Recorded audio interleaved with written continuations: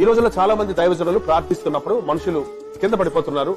దానికి బైబిల్లో ఆధారం ఉందా అన్న విషయాన్ని కొంచెం తెలియజేస్తారా? ఈ ప్రశ్న ఇప్పటికి దాదాపు 50 మంది అడిగారు నన్ను. దీనికి ఒక్కటే సింపుల్ ఆన్సర్ ఉంది. ఒకసారి పౌలు గారు మాట్లాడుతూ ఉంటే ఆ కిటికీలో కూర్చొని ఉన్నాడు ఐతుకు అని ఒకడు. వాడు కింద పడిపోయి చచ్చిపోయాడు.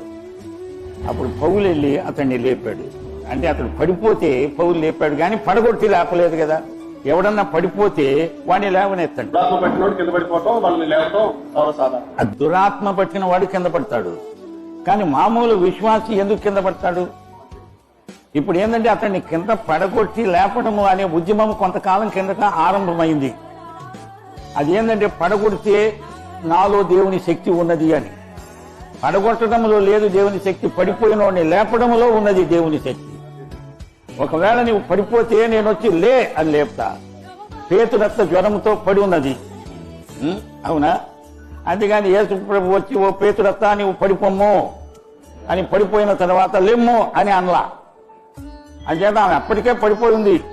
పడిపోతే ఆయన చేయి ఇచ్చి లే అని అన్నారు, అంటే లేచి. బైబిల్ అంతటా కూడా యేసు ప్రభు పడిపోయిన వారిని లేపడానికి వచ్చినట్టే చెప్పబడింది. చచ్చినోడను బ్రతికించడానికి వచ్చాడు. అంతేగాని చచ్చిందాక ఎందుకు ఇప్పుడే నేను చంపుతా ఇప్పుడే బతికిస్తానంటే. Download ShareChat.